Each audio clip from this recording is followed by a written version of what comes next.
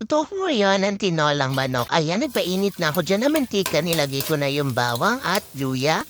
At sinunod ko na din dyan yung sibuyas. Ayan, halo-halo lang, halo-halo. At nilagay ko na din yung mga manok. Sa isa-isa at pagtapos niya halo-halo at pinaliktad ko na din. At pagkatapos naman yan, hinayaan ko lang munang maluto yung manok. At konting halo ulit, binaligtad ko ulit siya at nilagyan ko naman ng sayote para masabay na siya sa pagluluto at pagpapalambot ng manok. At nilagyan ko na din ng paminta, tinimplahan ko na at hinalo-halo ko na din at pagtapos kinilagyan ko din siya ng patis para mas malasa at masarap.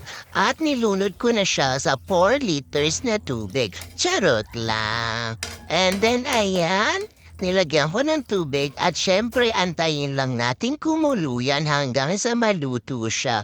Takpan muna natin at hantayin natin kumulo. Nilagyan ko na din yan ng kalahating chicken cubes. Ayan, kumukulo na siya at ilagay na natin yung malunggay.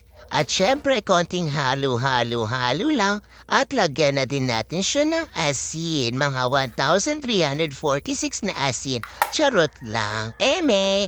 At yan, konting halo-halo ulit. At pagtapos, itakpan niyo ulit para maluto siya ulit. Ayan, kumukulo na ulit. At syempre, titikman na natin kung okay na yung lasa niya. Takpan niyo ulit at chararan!